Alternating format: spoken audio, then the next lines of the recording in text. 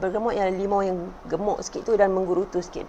So bergamot oil, essential oil, dia didapati daripada dia punya kulit. Okay, peel.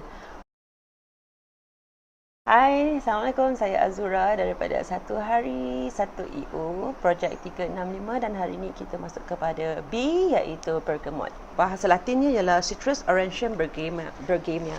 Ia ialah plant ataupun tumbuhan yang berasal yang tergolong dalam family Rutaceae, dan dia ialah hybrid sour orange dan juga lemon. Bau dia citrusy, bau citrus, bau lemon macam tu, tapi dia ada sikit tang of macam pahit-pahit. Kalau kita rasa dia lebih pahit sikit daripada lime dan lemon biasa. Bergamot is citrus oil. So citrus oil kalau kita simpan, kita kena simpan dengan berhati-hati, sebab yang ni yang belum buka pun dia dah nampak macam makin berkurangan. So macam mana kita nak tahu level yang sepatutnya? Level yang sepatutnya biasanya dia akan duduk kat atas ni, ataupun dekat label ni. Tapi macam ni dia makin kurang. So cara untuk simpan citrus oil especially ialah dekat tempat yang tertutup dan tempat yang tak terdedah kepada cahaya lah. Biasanya macam dalam laci, dalam bag. Perfumery, dia ada satu proses yang dipanggil deterpenize. Okay, deterpenize ni apa yang dibuat ialah dia akan keluarkan phenocoumarin ni. Okay, salah satu property daripada bergamot. Dia keluarkan property tu, so dah mengurangkan risiko photosensitivity bila terkena UV. Bergamot EU yang living, dia FCF, fluconoumarine free, which means dia punya property yang menyebabkan photosensitivity tu telah dikeluarkan. Tapi tak bermaksud you boleh pakai essential oil bergamot tu dekat bawah matahari, because that is still the risk, because we wouldn't know. Macam I punya body dengan you punya body tak sama kan, kulit I dengan kulit you tak sama. So don't risk yourself pakai essential oil bergamot tu pada waktu panas and then you keluar. Okay, sebab UV tu akan boleh menyebabkan risiko photosensitivity yang akan menyebabkan ada selaran matahari ataupun permanent sunburn. We don't want that to happen. I would always suggest untuk kita tetap gunakan dia pada waktu malam, okay, and then bagi ada masa 12 jam sebelum kita dedahkan diri kita kepada matahari. So kalau kita gunakan serum ataupun kita gunakan oil bergamot tu, pakai pada waktu malam supaya kita ada masa untuk dia resap masuk dan kemudian dia mengurangkan risiko photosensitivity. Okay. And bergamot tu sesuai untuk kulit. You boleh buat serum muka, you boleh, kadang-kadang ada minor cuts and what not tu semua you boleh gunakan bergamot. Caranya ialah dilute and then pakai pada waktu malam supaya kita ada masa 12 jam sebelum kita mendedahkan diri kita kepada UV. So whatever serum ke apa benda you buat dengan bergamot tu, you pakai pada waktu malam instead of pakai pada waktu siang. And then bergamot juga sesuai untuk oily skin. So kita kan kulit macam-macam jenis kan. Ada orang kulit kering, ada orang kulit berminyak, ada orang kulit kombinasi kering dan berminyak. So kalau kita punya kulit ialah jenis kulit yang berminyak, so kita gunakan bergamot. And then bergamot sangat sesuai untuk uplift the mood atau meningkatkan mood. So caranya ialah diffuse ataupun kita boleh buat massage body. So massage body waktu malam dengan massage body waktu siang, atas reason yang saya cakap tadi, which is photosensitivity. Kemudian bergamot juga ada clinical studies yang mengatakan dia actually reduce the stress. Okay. Dan macam sekarang ni musim PKP kan, so what you can do is kita boleh diffuse bergamot tu. Dan ada orang cerita bergamot tu digunakan untuk mandian. Kemudian bergamot tu juga digunakan untuk mask bau. So kadang-kadang kita ada essential oil blend yang kita tak berapa nak suka sebab dia punya bau woodsy sangat ke, bau dia flowery sangat ke apa ke, dan kita add in bergamot. Dan kemudian ada orang gunakan lavender untuk relaxing, tapi kita juga boleh gunakan bergamot untuk tujuan yang sama, which is to get relaxed and also to induce sleep pada waktu malam. Bergamot on its own, single oil je pun, okay ni bergamot. So bergamot on its own, single oil je pun dah best. Okay. Dan bergamot ni juga digunakan dekat dalam blend yang living seperti Joy. So I really love Joy. Joy tu macam nama dia, okay, it brings joy. Bila kita baru pakai, dia memang very uplifting. Dia membangkitkan mood kita. Dan Joy juga sebenarnya bagus kalau kita gunakan sewaktu hampir datang bulan ataupun tengah datang bulan tu. Okay, dia in such a way that dia bantu kita dari segi mengurangkan ketidakselesaan. So I would just use pakai dekat bawah lower abdomen, okay, dan juga dekat pinggang, whatnot semua. Tapi other than that, waktu-waktu biasa kita boleh diffuse, sangat best. And then kita juga boleh buat macam perfume lah. Bergamot juga ada dimasukkan dalam blend Gentle Baby. So Gentle Baby is one of the, my favorite essential oil juga. So awal-awal masa I guna essential oil, I suka Gentle Baby, I suka Joy, I suka Peace and Calming. And Gentle Baby ni dia sangat bagus dan dia sesuai juga digunakan oleh anak, okay, anak kecil. Especially kalau macam babies tu, baby kan selalu dia ada rasa discomfort kat perut kan. So kita boleh dilute and then kita sapukan kat perut baby. Okay, that is Gentle Baby. So I nak cerita sebenarnya ada bergamot dekat dalam Joy and also Gentle Baby. Bergamot digunakan untuk kulit. Tadi I cerita dia gunakan untuk kulit yang berminyak. So apa yang dia akan buat ialah dia akan menjadikan kulit kurang berminyak. So kuranglah tersumbat pori-pori ni semua. So kita boleh gunakan jadikan dia sebagai serum. Okay, ini artikel yang dia cerita tentang clinical application tentang bergamot EO. And this is from ncbi.nlm.nih.gov, okay, published pada 2015, 2nd March. Dia pernah buat studies guna inhalation ataupun hand massage on anxiety and also stress responses. So anxiety is real, stress pun is real, and then we know that stress tu dia akan induce banyak sangat isu. Sebab bila kita stress, ada hormon yang akan fire up.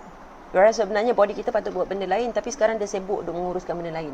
Dia samalah macam sepatutnya kerajaan membangunkan masyarakat kan dan negara kan, tapi politician duk sibuk nak kuasa, lepas tu dia jatuhkan dia, tukar kerajaan. So rakyat semua menderita. That is also the same thing that will happen to our body. Kalau sepatutnya body kita ni dia mengekalkan dia punya balance, restore and then do the healing and restorative and also regeneration and whatnot. Tapi sekarang ni bila kita stress, instead of body kita buat benda yang sepatutnya, dia pergi lawan stress tu, fight up untuk mengurangkan stress tu semua. So we don't want that to happen to our body. You have to maintain your stress level, jangan sampai peak apa. Because stress is good. I tak kata jangan stress langsung, because some people they need that some sort of force melalui stress tu untuk dia bergerak ke depan. Tapi stres yang berpanjangan tu semua tak bagus, sebab nanti jadi macam I punya analogi tadi tu lah, where politicians keep on fighting for power semua kan. So rakyat menderita, so body kita akan menderita. So what we can do is when you feel that you are under stress ataupun you dah terlalu stress and then you start being anxiety, lepas tu rasa macam jantung berdebar-debar, lepas tu tak boleh buat apa-apa and then moody and then nanti dia will lead to depression and whatnot tu semua.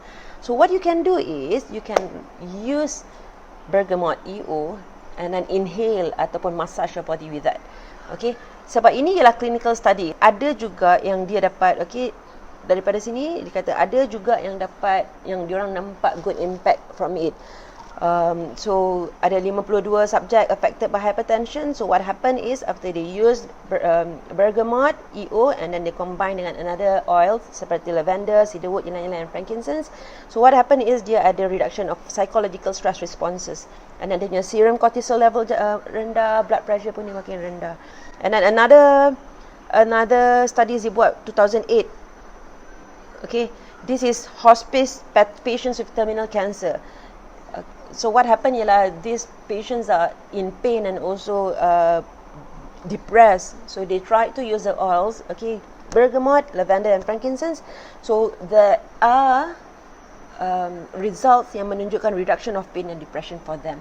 I wouldn't say bergamot ni membaikkan kanser ke apa benda ke, tapi it actually uplift the mood of the patients, okay, uplift the mood of the person who are depressed and also who, benda ni kan semua berkaitan kan. Body kita bukan macam kepala-kepala je, tangan-tangan je. So kalau tangan sakit potong tangan and then everything else okay. No, it doesn't work like that. The body work as a whole. So you kena tengok the whole thing kan, daripada dalam, luar, physical, mental, emotional, everything as a whole. So what you have to do is, kalau you punya emotional tak berapa nak okay, so you have to dia akan manifest kepada kita punya physical kadang-kadang. And then kadang-kadang physical kita sakit, it also a manifestation of our emotional state yang tak berapa nak balance. So we have to make sure that semua tu balance. Kita nak balance je. Kita bukan nak macam okay shoot tinggi sangat kan. So we just want balance. Make sure we reduce stress, and then jangan fikir banyak sangat. You know, you have to prioritize apa benda yang you nak fikir at that time. So in order for us to help us to, you know, bergerak maju dan be in balance, okay, kekal sejahtera, kita gunakanlah apa-apa yang kita patut gunakan. So one of the ways yang kita boleh gunakan ialah through aromaterapi, bau-bauan. So bergamot is one of the oils yang boleh bantu kita untuk uplift the mood, and then insya-Allah bila kita tak berapa nak stres sangat, kita be more relaxed, kita akan jadi lebih terbuka untuk fikir banyak. Kita boleh prioritize apa yang kita nak fikirkan waktu tu. So, ini bukan I cakap, dan I tak kata bergamot essential oil yang living buat macam ni. This is actually an article from studies yang I dapat daripada internet. So Google yo. Apa-apa pun sebenarnya bila kita guna sesuatu benda, kita jangan guna excessively, dan kita jangan guna macam sekali guna banyak. Because what we want is we want to introduce slowly to our body, and then kita boleh, and consistently. Kenapa consistent? Sebab kita nak tengok whether benda ni sebenarnya ada effect ke tak ada effect, ataupun dia ada side effect ke, ataupun dia ada good effects ke. So kalau dia ada side effect, so you know exactly macam benda ni ialah benda baru yang kita introduce, so kita slow down on this thing and then we try another way. Kalau you pakai ni, and then you buat ni, and then you pakai hari ni banyak sangat, lepas tu esok you tak pakai EO langsung, lepas tu lusa, you know, kita tak consistent on doing that. So apa yang akan berlaku ialah nanti kita tak boleh nak monitor lah. So this is all actually control. We have to do everything in under control environment. Okay, lupa nak cerita how to get bergamot. So you boleh beli bergamot daripada Young Living Essential Oil punya virtual office.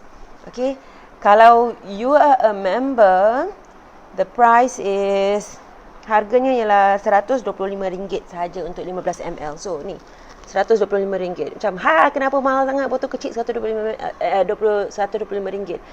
Dia ada lebih kurang, 15 ml ada lebih kurang 250 titis. So bahagilah 125 tu bahagi 250 titis. And then kita tak guna banyak pun. Kalau kita nak guna untuk nak buat mandian kan, kita guna setis je kan. Kalau kita nak guna untuk buat serum, kita letak botol tu, kita tak 3 titis contohnya, dan kita penuhkan dengan carrier oil. So this 15 bottle 250 titis ni, drops ni boleh tahan lama kalau dijaga dengan baik. Jangan dedahkan yang letak kat tempat atas meja ke, kat dalam kereta ke, sebab dia ialah citrus oil, nanti dia boleh meresap. Bukan meresap, apa nama perkataan dia? Tak ingat dah. Meruap. Okay. Kalau you bukan member, you can also still buy the essential oil. Okay, bergamot essential oil. Login je, masuk je kat dalam virtual office Young Living. Masuk register as retail member, and then boleh beli bergamot dengan harga RM164. PV-nya ialah 27.75 PV. So I think that's it for today. Is Azura daripada projek 365A hingga Z. Assalamualaikum.